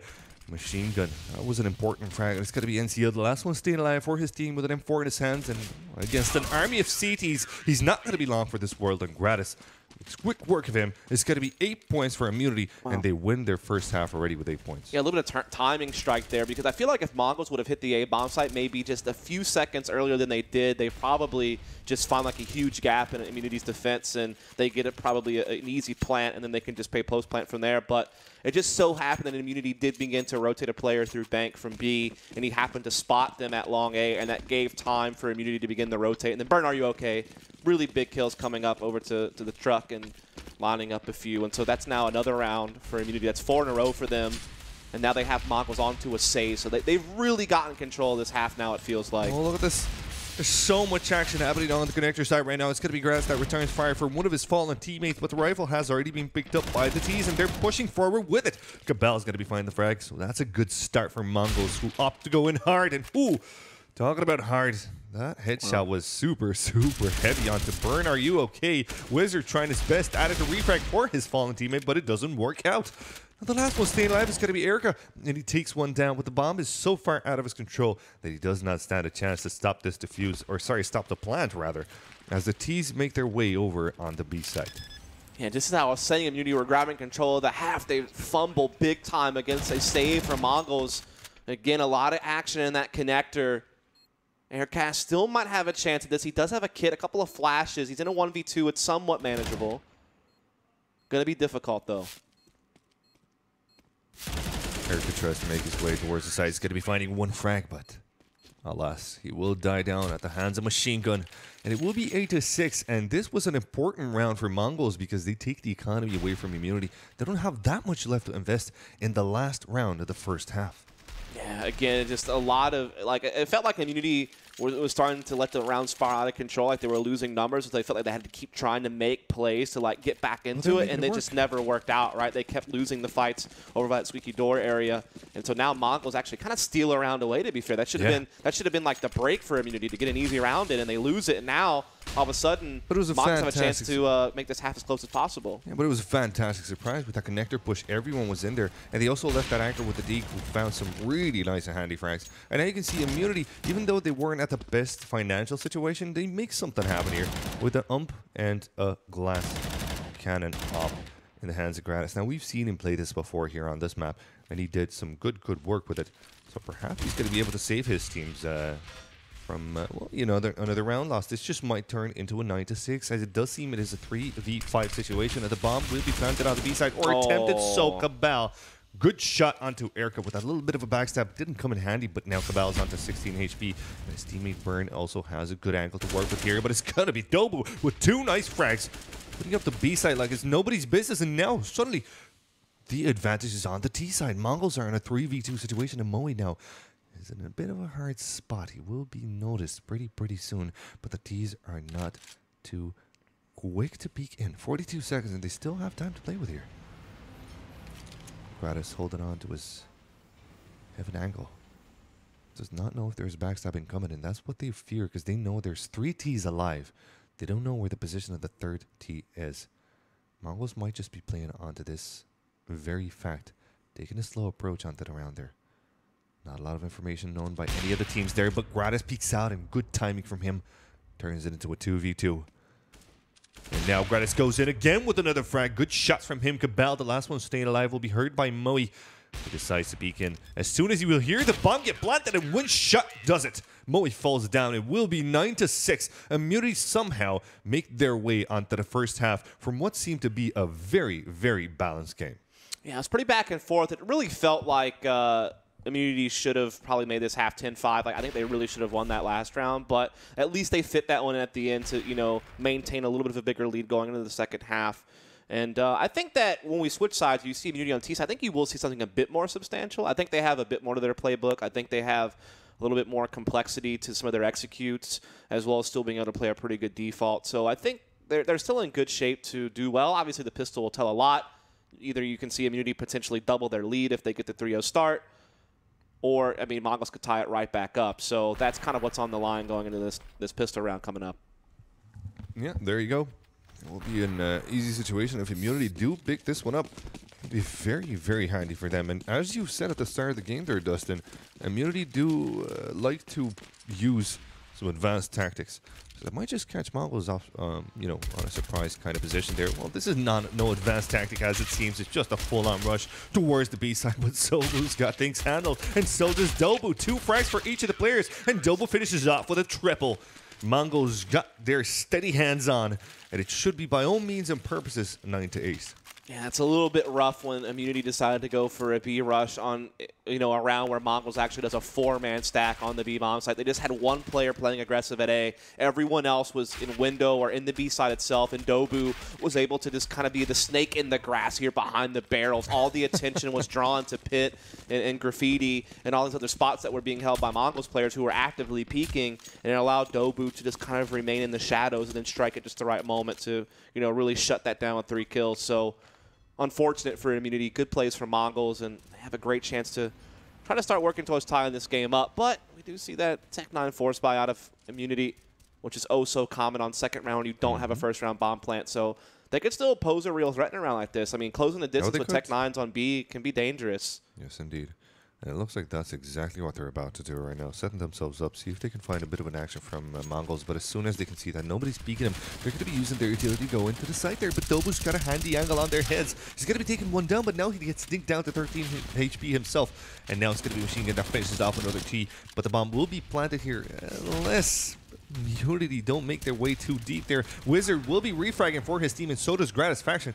That is not too bad for them. They're in a 3v3 right now, and Dobu's HP is nowhere near perfect. The bomb finally goes down, as the T's have one rifle to work with here. They set it on their best foot forward. There's Wizard with 1 HP, takes one down, but NCL returns the fire. It's going to be 2v2 right now, but Wizard comes up big with 1 HP. Triple kill from him, and Immunity go up double digits. What a round from this kid. Yeah, big round from Wizard, a quad kill on it. A little bit of fumbling, though, from Mongols. They kept trying to go for that boost. I mean, I know Dobu got the 1 frag from there to open things up, but all the players kind of got bottlenecked on there. They were all rotating from the exact same spot. They kept kind of, you know, I think miscommunicating who should crouch and who should boost up. They never got another kill from that spot. They put so much focus on trying to re-implement it and never actually making it work. Wizard was just laying them down. And so now you have Mongols money reset. And now it's going to be one of those scrappy beginnings to a half, because you're seeing Mongols not concede. They want to force buy right back up themselves and see if they can't just go tit for tat with Immunity. But Immunity doing well to get control of short B. As I say that, though, Kapow lays down the hammer. Fantastic frags from him. Finally, Burn puts him to a stop, but NCL steps in and takes the UMP to one of his teammates there. It's going to be Wizard taking NCL down, but the UMP is still in their hands. Both of them now have armor. Both of them are close to where the bomb has been dropped. Machine Gun's going to hold on his spot, but Wizard has plenty of time to work with here. Yep. And if we've seen anything, it's going to be Wizard, the mighty force from Immunity right now, the one that's able to clutch this round. The Wizard from down under, what do we call him? Something that rhymes. I don't know. We need to find some sort of a name for this kid. He's absolutely on fire. If he clutches this one, man, that'd be huge. I promise. There's so much on the line if I he can swear. clutch this, because that means that Mongolz will finally have to save if they lose this 1v2. Unless they want to chase again with another 4 spot, since they know that Immunity has to rebuy 4 players. There's a little bit of mind gaming in the economy there. But, yeah, Wizard, he's the new guy. He's the new 5th. If he makes a big play, that'd be huge. And he catches one completely off guard, but gets caught by Sogu in the corner. And so, again, we're going to go round for round. It's going to be 4 Spy City, it feels like, until someone can win a couple of rounds in a row. I was actually rooting for him because I really like the way he plays. Very explosive kind of plays from Wizard. This got a lot of talent, this guy. And, you know, as they said it on the analyst desk, it might be an option to get, you know, some sort of an EU coach connected with with an Australian team. I feel like Immunity's got a lot of potential here. Yeah, Wizard so far doing pretty good. I mean, again, he's like the new guy on the block. He hasn't played much with the team. I'm not sure if he's going to be maybe a permanent fit for them going forward, or if he's purely just standing in for this event. But either way, he's done pretty well. But unfortunately, the rest of his team just kind of fumbled to the force buy of Mongolz. And again, now we're just force buying back and forth until someone is forced to tap out. Hasn't happened just yet, though, as Immunity, again, with those Tech 9s and upgraded pistols and a little bit of utility, are looking to really take control of short B. And they love doing this a lot, actually. They really love putting heavy numbers short B early on in rounds to kind of use it as a staging area. And this is going to be no exception to that, even on the force buy. And it looks like it will be some sort of a B-sided execute, but not a lot of noise being made right now by Mongolz. They're turtling down. Not aggressive at all. You've seen them on the CT side here. They would rather hold on to their defense, and they've been doing this fantastically so far. This is why they're not choosing to go aggressive anywhere from A-Long or A-Toilets, or maybe perhaps even Monster. No. They're sticking onto their sights, and they're going to be finding a lot of action over there on B. Some smokes raining in. No, it's actually going to be a fake return towards the A side, and all the utility from the Immunity side has been spent, and it hasn't dragged that much of an attention. There's still 2 CTs to watch out for, and one of them is actually going to be NCL, and as he stands on his struck position, he strucks down with 2 mighty frags and a third. He's doing great work. Switches to USP, cannot find one more. It's going to be Wizard taking him down. Of course it's going to be Wizard taking him down, and now the bomb gets planted in a 2v3 situation there. Wizard tries to use his nade, but he gets tapped so bad through the wall. 8 HP on him. He knows that the CT cannot spray over on the same angle. Will he? Machine Gun has no idea. He goes for the spray, but barely misses. Wizard just makes it out alive, but now he's going to be downed by Dobu from a different perspective. Moe, the last one alive there with a deagle, doing good work, but it's not going to be enough. And Mongolz go up 9 rounds, just 1 away from Immunity. Yeah, it's an unfortunate situation. Like, he did well to get into like a tight spot and kind of avoid the spam and maybe be there to be kind of catching them off guard. But he knew that a mid push was coming in from Dobu, and so he had to make a play. Didn't work out. And so it is the round win for Mongolz as they continue to close the gap. And I think at this point, because a second round in a row goes in the Mongolz' favor, that Immunity finally does have to concede. You know, no more force buying. They're going to take a really light approach here. Just a few P250s, a couple of deagles. They're looking to save up to buy in that next round. So Mongolz, they've won that economic game of chicken, so to speak. And their reward is that they'll likely tie up this game 10-all before Immunity can respond. Here comes a bit of an aggression there over on Toilets. As Burner Yoke will set his aim towards Long. He will have his fair share of battle. Question is, will he come out on top? Machine Gun does not know of the position of Burn, but that's okay because Sogo has a handle on things. However, this eco round shouldn't see Immunity go too far. Now they're taking their time. They know they're a man down, so they need to make something out of it. But Eric already has an advanced position. It doesn't hold off for long, though. Machine Gun takes him down. 5v3 now. And looks like it's going to be an easy-peasy round for Mongolz. And again, that's just kind of the reward that they gained from being able to win that last round and finally tap out Immunity when it came to money. But this next round will be a little bit more of a test. I mean, we're going to be on even ground for the most part, right? 10-all. But then once the guns come out to play in full utility for Immunity, then that's when we'll be able to see maybe how the rest of this half is going to play out. We'll get some of our first indications of that. Yeah. As, I mean, right now we're getting the game we kind of expected, right? Like kind of a closer affair. Didn't really seem to have a clear favorite in mind. Nope. And so there you go. Gratisfaction, the last one staying alive. He's in a bit of a Calvefefe position. Not a lot of chances for him, so he might have just screwed this one up, but still he's alive. Not for long, though. As I say, that machine gun will machine gun him down. And indeed, it is equaled up score 10-10 right now, as Immunity will prep for their purchase. They might just go for a bit of a pause, and this will be a tactical pause coming in from Team Immunity. They need to work out some stress that they could use here, and Lord knows that they should have plenty, right? Yeah, I mean, they should be able to put together everything that they could want. And they'll even take a tactical pause to really think about just exactly how they want to approach this round. Aircast, the in-game leader, will be barking out the orders here, as we will see a couple of AKs bought in full utility. They definitely have enough money to get Gratisfaction and AWP if they want to try to play around that and do something a little bit slower, a little bit more default-oriented and give him a chance to look for a pick. Or, you know, you could see him pick up a rifle in utility, and then that means maybe we're going to see one of those B-set plays I was talking about that just is very utility-intensive. Makes it very difficult for CTs to hold, like, good angles. Like, it really flushes them out of positions, and that's exactly what's going to happen. Gratis actually with the AK gets a full utility set. If I had to bet now because of how they've bought up this round, I would almost imagine that this is definitely going to be a heavy short B pressure early into a set B piece because of how they've bought. Could be wrong. Maybe they still do like a default, but I just feel like from watching them play and seeing how they decided to talk things out in the tactical timeout, that does look the most likely. Well, let's see if you got it, buddy, because the round is underway here, and indeed, Immunity will be trying their best at it. They got plenty of utility, as you just heard, so they will be trying a bit of B aggression. Let's see how this one works out. It seems you're on point today, Dust. Absolutely on fire, buddy. Sogo's going to be not seeing too much action there over on long. It's going to be Burn, are you okay? With the AK trying to make sure that there's no CT pushing in a bit too deep, a bit too far. Well, so far, none of the players from Mongolz have actually pushed in too aggressively in many of the rounds. I think we've seen only one push from one position on their CT side. So let's see how this can be playing out. So they actually pushed for early short B control, and they got it.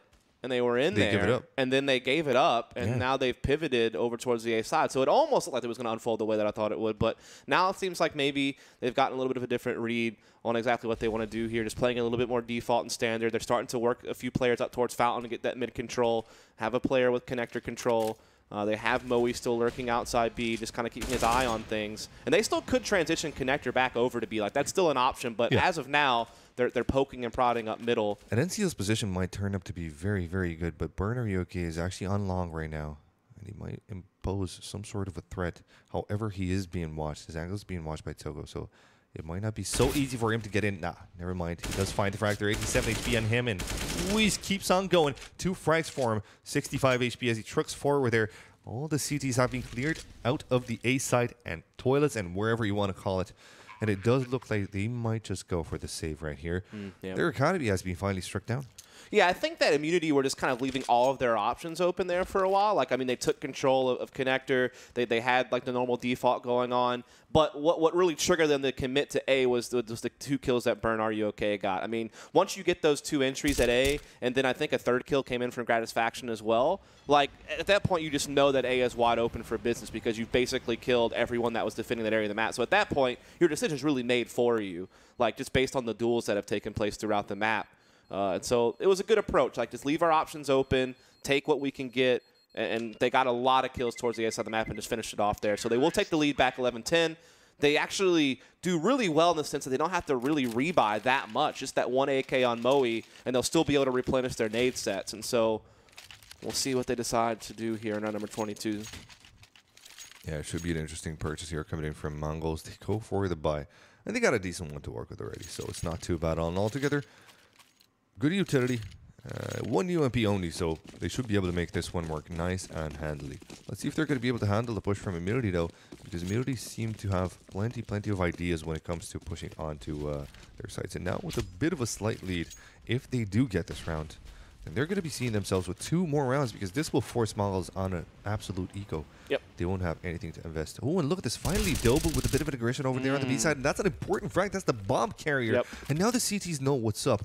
They're going to be falling back onto the site there. See how much respect they have.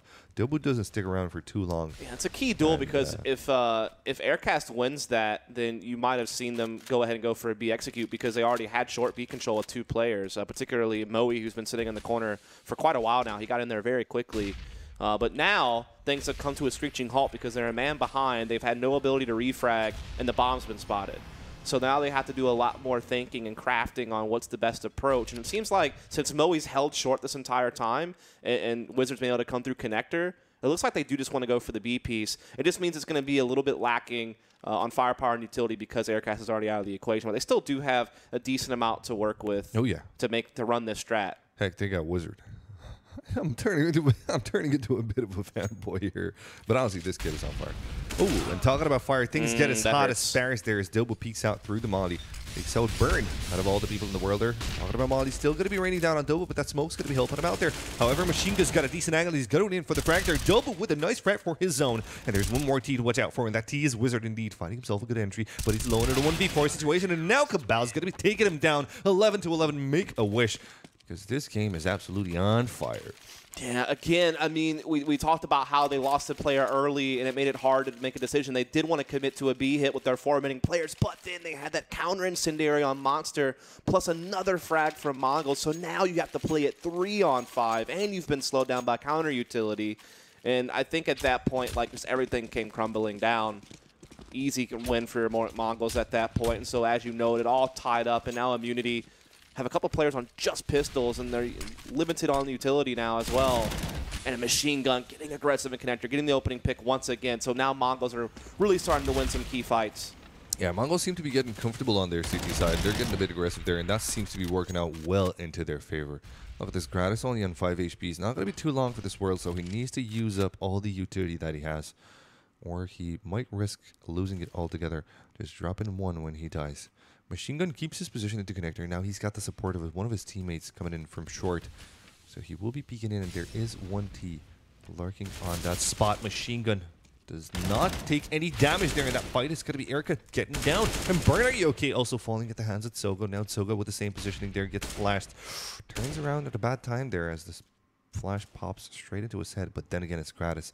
And he dares not to peek with his 5 HP and now left alone. In a 1v5 situation, it will be 12-11 for Mongolz, who finally take the lead. Once again, what a close match, man. Yeah, Mongolz are really starting to kind of gain control of it for now. They have the money on Immunity very low. They have to take a save this round. Yes, their loss bonus is starting to build up, so they will definitely be able to get a full buy next round, no problem. But that means that you're letting Mongolz get a couple of rounds lead ahead of you in a key point in the game, right? You're in the home stretch. You're at the end. This is where the rounds are even more critical. Yeah. And, Mongolz has worked themselves into a favorable position. Yeah, it seems like Immunity do come with interesting plays here, but Mongolz just sheer power and not a little bit of an aggression there. Immunity did not take that into account, that Mongolz might be going in aggro. Oh, and look at Soga's position. He's going to be sticking around to where he is right now. Finally decides to back off, and that's a good idea, because the pre-fire from the T's might have just dinked him down to nothing. In the meantime, though, Burn takes advantage of the situation created over there on Toilets and makes his way over to Long now. The CTs have long gone, so Immunity get a little bit of a real estate, but considering this is an eco round, they shouldn't be getting away with much. Yeah, I mean, the thing is there's no armor, no utility. So even if they're getting, like, a little bit of control over here towards connector and bathrooms, I mean, they still have to try to get past the blender that it's Mongolz with all these rifles and all their utility. Everyone has kits, so easy to play for retakes if they need to. But, I mean, unless you just hit, like, a couple of sick P250 shots, this should be, easy for Mongolz. Yes, indeed. Here comes the entry over there on the A side. It's going to be NCL trying to defend it, but it's going to be Erica that finds the first frag. Machine, though, frags twice for his team until Wizard picks up 2 with a P250. And now he's got an M4 to work with. Not a lot of HP, though. It is a 3v2. 2 rifles in the hands of Immunity. And here comes the CT's Wizard. Great frag from him. Spots Dobu in his tracks. It's going to be Cabal, the last one staying alive. 1v3, mind you, none of the T's have armor, so Cabal might just be able to do this.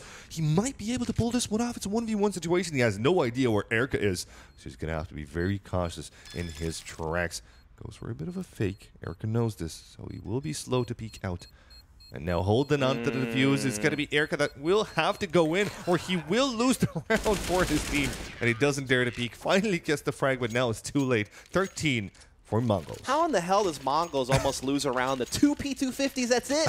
He still almost lost. It's insane. Yeah. And that's so unfortunate because, like, it's one of those things where as so much chaos is happening, you kind of forget about your post-plant positioning in a 1v1 where that bomb was planted, because it was obviously planted at truck, and there's really no way for the remaining immunity player to get vision on the defuse from, you know, playing long A like that. But, I mean, they really didn't have a choice but to plant in truck because they really couldn't safely plant any other way based on how their push on A planned out. Yeah. To be honest, that's like a pretty big victory for immunity. They got a lot accomplished with very little invested, and now they have the full buy, and they are doing one of those fast B plays right away, heavy out of Monster, but the duels are back and forth. There we go. It's going to be a 3v3 situation now as Cabal holds on to his B side there. He decides to go in aggressive and not wait for his teammates to rotate around. Finally, they're going to be in there. One in heaven, one in water.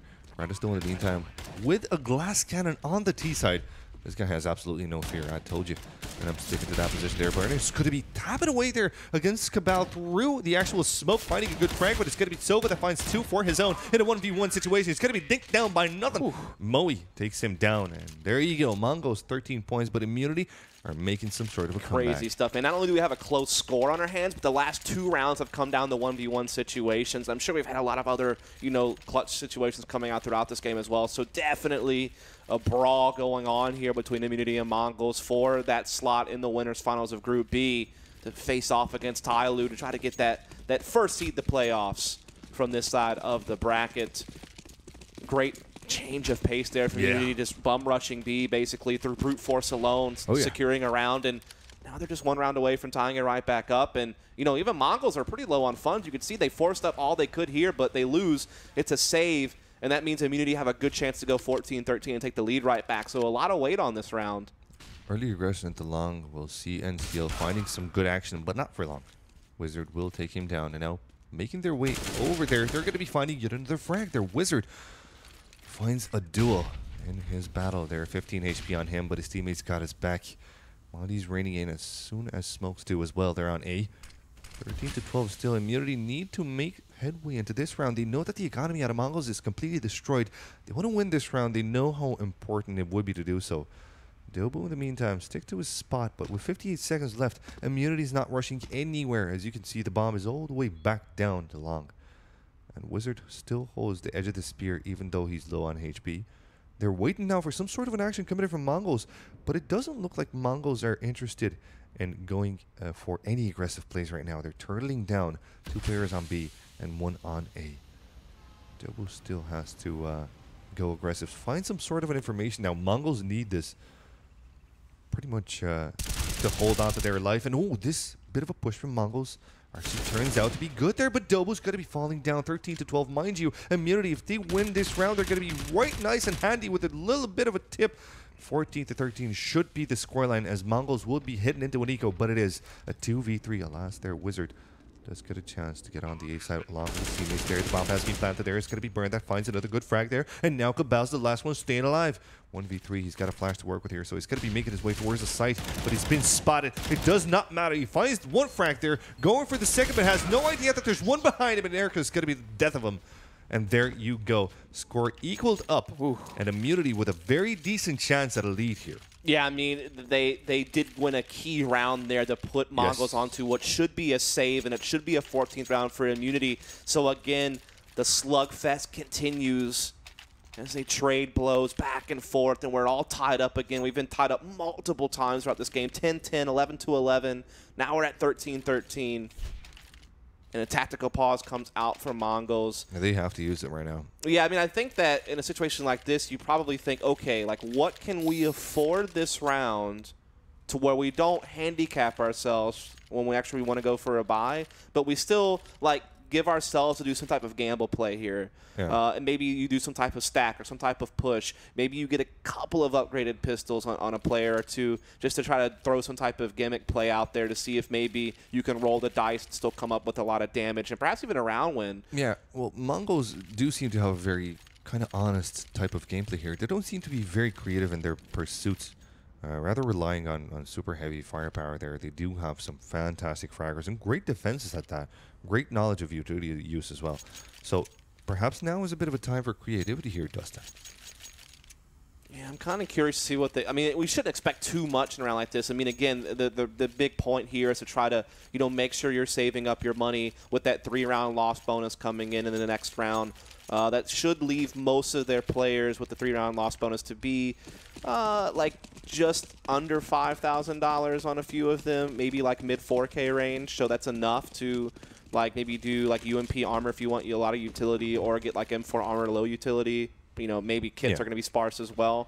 But, again, still do a dice roll on this round to maybe come up with something. And it looks like they've elected to do a B stack, and it's a B hit, so this could get a little bit interesting.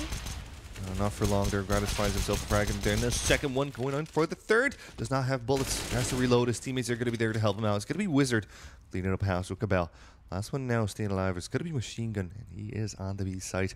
The T suspect this, as they did notice the stack, so they will be rotating over to the A side, but in doing so, they will allow Machine Gun to get an AK, and this is going to be interesting here. He should definitely save that. Yeah, that's the question. Does he save, or does he prevent the bomb from being planted? Yeah, because the money's still not that great, so having this is big. It is huge. It's absolutely huge. It's going to allow them perhaps, well, actually, no, they're not going to have money for an op, but a very fair amount of utility. That I will say, though, for a second there was kind of a squeaky butthole moment, because like it's one of those things where like you see a B stack, like when you really just tense up, you know what I mean? Like, you're clenched because like, oh no, like this could go horribly wrong. Because I mean, it was a stack on the B bomb site, and you did see Immunity like rushing right into it. So it got a little bit scary, but they handled it really well, and so they will get that 14-13 lead.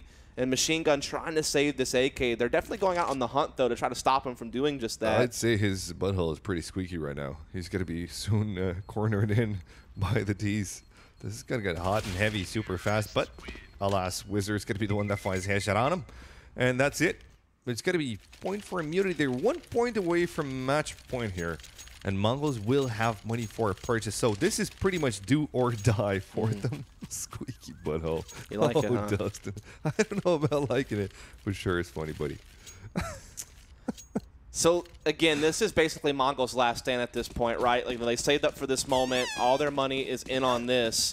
And if they don't win this round, they basically have no cash, and Immunity have like a pretty easy ride to just finish off the map. So it really does come down to this for Mongolz. So you are seeing Grass taking that up over towards Monster. Again, the focus for Immunity is one of these B-set pieces that they like to run, but this boost from Machine Gun, ooh, that could really throw a wrench in things if they try to come through that short pipe.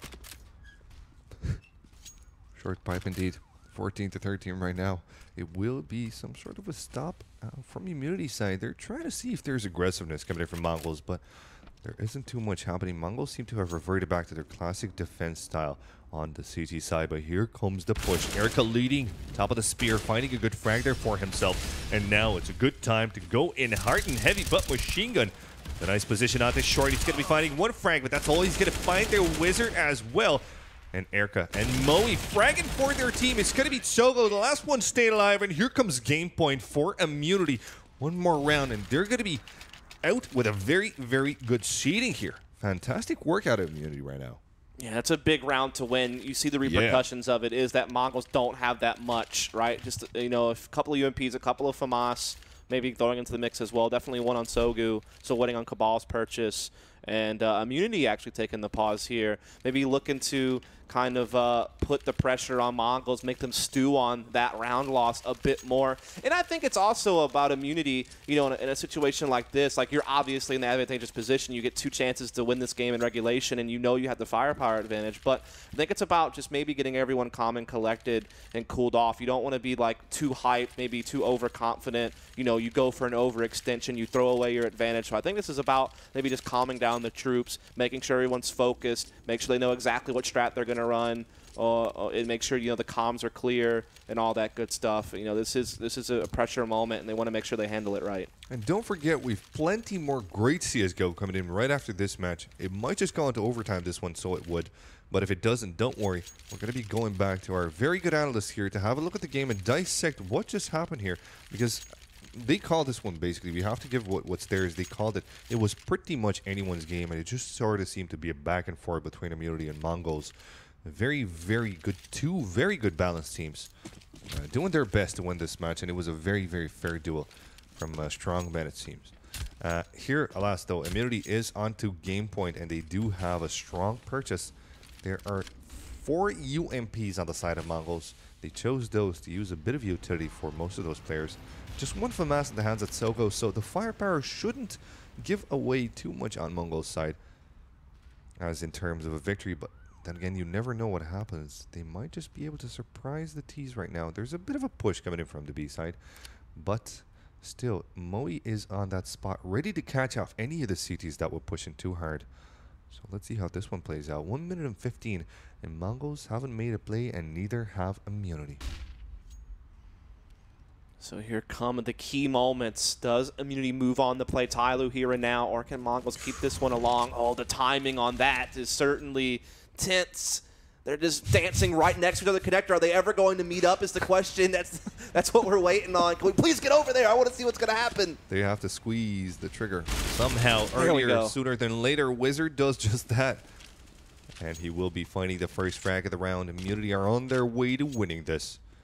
Very, very good CSGO coming from both of these teams, and you have to congratulate them. If you're a fan of either of the two, you have to respect both of them for their very honest CSGO that has been played here today. But still, Immunity have a good lead here. They have a decent chance. So Sogo goes in a bit aggressive, trying to find himself something. But then again, he's not going to be able to find too much because this will be a B-sided push. Cabal's about to have a whole hell break on his head. Will he be able to handle the situation? Let's find out. Nope. Erica will take him down, and Gratis holding on to the short angle. There's going to be netting himself one more frag. It's going to be the last one. Stay alive machine gun. Fragging his way left and right, but he cannot do too much, and that is it, ladies and gents. It will be GG for Immunity. A fantastic CSGO shown right here on PGL Asia Minors, and I do wish to see more games like this because, honestly, this was enthralling to cast.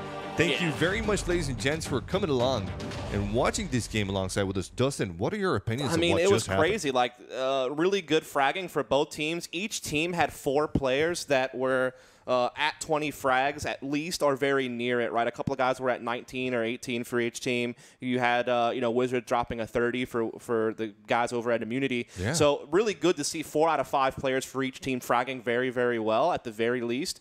I think what it really boils down to is that it was a very close game back and forth. I'm sure you could really pick it apart and figure out how each round was really won and all that good stuff. Don't have time for that, obviously. But in the end, it comes down to the home stretch, those last 5 rounds that Immunity were able to win, really getting Mongol's economy into a really bad place and then really capitalizing on that, making sure they didn't make too many key mistakes in like the last few rounds. So there were some mistakes earlier in the game. And so, yeah, Immunity do it. We knew it was going to be a close game. It delivered on that, and now we get to see Tyloo and Immunity in the winners final. Happy days indeed. Fantastic CSGO is what we are keen to watch, and there's plenty of it today. Do not forget, we are going to be coming back with the best of 1 and then 2 best of 3s, so stick around for more action. Right now, let's hear what Paul and the lads have to say about this. Yes, indeed. It was the most competitive game that we've had so far of the opening group stage gamings. Exactly how our experts predicted. Wasn't quite the quality we were looking for, though, Blair. Well...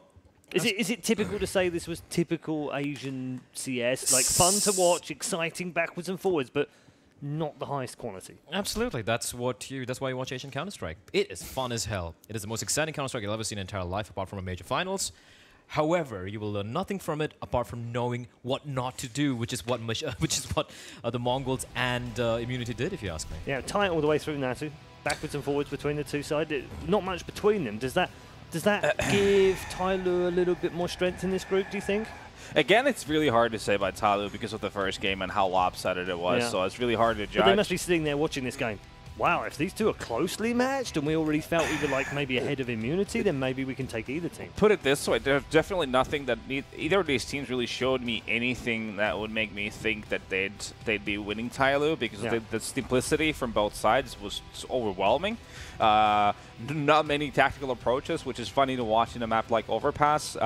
Interesting decisions from Mongolz, having a casual 3-toilet setup, for example, on the CT side.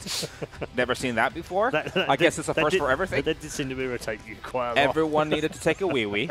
That's fine. They're all human. But Machine did say that. He's like, I'm going to be showing you guys something new. Yeah, And like, we all must right. be expecting 3 Not entries, exactly. not 3 toilets. New doesn't always mean good. Yeah, no, it so, doesn't. but yeah, I mean, in the big picture, Immunity may have been just that tad better.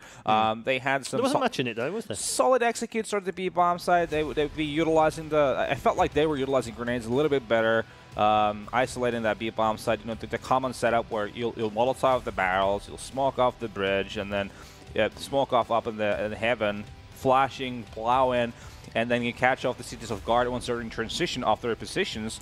They made that work for them. But other than that, so simplistic. Some odd rounds, actually one coming up right now where... This was one where... we didn't get to see it, but like we sat there going, oh, there's no way you can win this. 1v3, they've got control, there's 2 bank, there's one on long, they shouldn't be able to take this site back. He got 2 in bank, and you sort of thought, oh, no, actually, yeah, he can win this one. And then the defuse, which was just like, oh, that's kind of disappointing. Yeah, and like, I mean, I and thought... that wasn't alone. I'm just picking that one out as a point where there were some mistakes happening from both sides. Felt to me that like Mongolz getting 6 rounds on T side, considering how they played, was actually a win for them. I felt like that 6 rounds mark was actually pretty good without winning a pistol round as well. Just the way they were playing it was very raw. You could put it that way, I guess. True. There's like most of the rounds, even the ones they won, it's like when he spoke about entries, Machine wasn't really lying there. We had like 3 guys. There was a guy in Monster, there was a guy over in Short, a guy over in Long. There was no trade potential whatsoever. Yet somehow they won those duels. And they won it off the back of that. And the thing with Immunity, I think they had some pretty good post-ban rounds, but they also had some abysmal rounds like the 1v3 you just spoke about right now, where they had the bomb down somehow. Cabal, I think it was Cabal who got the defuse as well in the end. So I think a lot of mistakes from both the teams, but in the end, Immunity played a little better than the Mongolz. But I think it's going to be, whichever team's going to be, I mean, Immunity's going to be facing off Tyloo now, and it's going to be rough. That's going to be tough for them. It's going to be rough, We'll see that one next, of course. The Mummy MVP for this particular one. Harry, you're a wizard, mate. It was Wizards. Decent impact rating, not the highest we've seen so far, but a 30 bomb nevertheless, which was the first 30 bomb we've seen of the tournament. And also, if you look at his trade kills, like 8 kills trading in, that's pretty impressive as well. And also, he had a great 3K in the B bomb side after the bomb was planted on the Nico run, if I'm not mistaken. 1 HP, 4K as well. So some pretty impressive stuff from the stand-in. Yep. Do you want to explain this impact rating? I've had a few people, they've tweeted at me like, what does that mean? Well, why? How does it tie into HLTV stat? No, it doesn't. I think the impact rating, like what it's trying to, like HLTV obviously takes historical context into play as well, ADR and stuff. So this is more like a breakdown of the kills, the sort of kills you see. Yeah. And it's the type of kills they get in the match. It's the type of kills you get. So the kills which are being factored in are obviously the opening frags on the CT and the T side. Then the trade kills. You know, if you killed the guy who killed your teammate within 4 seconds, I think 3 or 4 seconds, there's a time, there's a gap there in which he needs to get the kill. That's counted in as well. And then kill during successful retakes on the CD side and successful post-ban defense as well. So I think these are the kills which are factored in into so the more important ones, aren't they? And as we go towards the major, they will add an economical aspect to it, which will be pretty cool. So like every kill, like it'll show you like what the damage is. Like was it just eco kills or like a force by kill, whatnot. So I think obviously it's not perfect. I don't think we can ever have a perfect rating for Counter-Strike. It's too complex. It's too complex and too subjective as well. Like if a guy gets a kill over in Connector, right, that kill could have decided who won that round. Yeah. But someone else could have got a triple kill. kill. What I would really like to see, just before we head to the break, I would really like to see how much does it cost per kill. Yeah. Like how much money have I spent against how many kills have I got, and then work out how much it's cost. Because I guarantee on some of them, when I'm playing, it's probably cost me 20 grand a kill. But someone like Olaf, it doesn't cost as much. No, it's probably like $500 a kill or something. Tech 9's, baby. Yeah, Envy probably had a very low ceiling for a while as well. Thank you very much, gents. We are headed to a break. When we come back, then we're going to have game number 3 of the day, match number 3 as well. It's another best of 1, but this time it's for some marbles because it's a place in the semi-finals up for grabs. Immunity versus Tyloo. It's coming next.